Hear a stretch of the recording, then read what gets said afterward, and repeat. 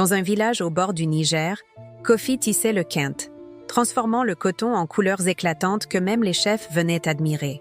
Mais son cœur était sec comme la terre en Harmattan. Chaque soir, il comptait ses coris, les cachant dans une calebasse enterrée sous le fromager sacré. Un matin brûlant, un vieux griot aux habits déchirés vint s'asseoir devant sa porte, tenant une corasse en corde et un regard ancien. « Frère Kofi, as-tu un peu de mil ou d'eau ? 3 jours sans manger, » dit-il d'une voix qui résonnait comme un tam-tam fatigué. Kofi cracha au sol. « Va-t'en, conteur de mensonges, travaille au lieu de quémander. » Le griot sourit tristement et annonça qu'il reviendrait 3 fois. Cette nuit-là, Kofi rêva qu'il devenait baobab, immobile, voyant la vie danser autour de lui sans pouvoir y toucher, ni parler. Le lendemain, le griot revint avec un petit sac de mil. « Donne-moi un peu d'huile pour le cuire, » demanda-t-il doucement. Kofi ricana. « Pars ou je lâche mes chiens. » Le griot hocha la tête. 2 refus, il t'en reste un. Et il disparut dans la poussière. La nuit, Kofi rêva qu'il vieillissait seul, riche mais abandonné. Sa calebasse débordait, mais personne ne venait plus vers lui. Au 3e jour, le ciel était rouge. Le griot revint, plus maigre que jamais, la kora émettant un son de lamentation. « Kofi, je ne demande plus ni mil ni huile. Donne 3 coris d'or pour sauver Mama Akosua, celle qui t'a mise au monde. » Kofi sentit son cœur se déchirer. 3 coris seulement. Il en avait des centaines. Mais il recula, incapable de donner. Le griot le regarda avec une lumière d'un autre monde. 3 refus, 3 conséquences. Dès aujourd'hui, tout cori que tu touches sera cendre. Kofi rit nerveusement, traitant le griot de fou. Mais l'homme disparut dans un tourbillon de poussière rouge. Kofi courut au fromager, déterra sa calebasse. Les coris brillaient. Mais lorsqu'il en prit une poignée, ils devinrent cendres sous ses doigts. Les jours passèrent. Chaque paiement devenait poussière. Les vendeuses le chassaient du marché, le traitant de sorcier maudit. Kofi avait faim. Il avait soif. Il devint ce qu'il méprisait. Un mendiant assis sous le baobab, pleurant sa douleur et sa solitude.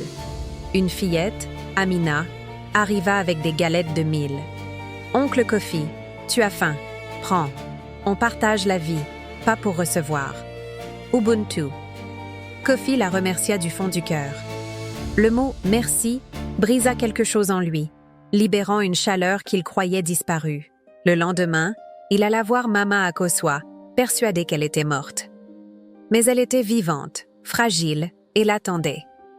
Kofi tomba à genoux, pleurant sa honte. Il posa 3 tas de cendres devant elle, dernier reste de son ancienne richesse. Mama Akosua toucha la cendre. Miracle. Elle devint 3 coris d'or, brillants, gravés de symboles Adinkra, vivants comme un cœur de soleil. Elle sourit. « Tu as compris.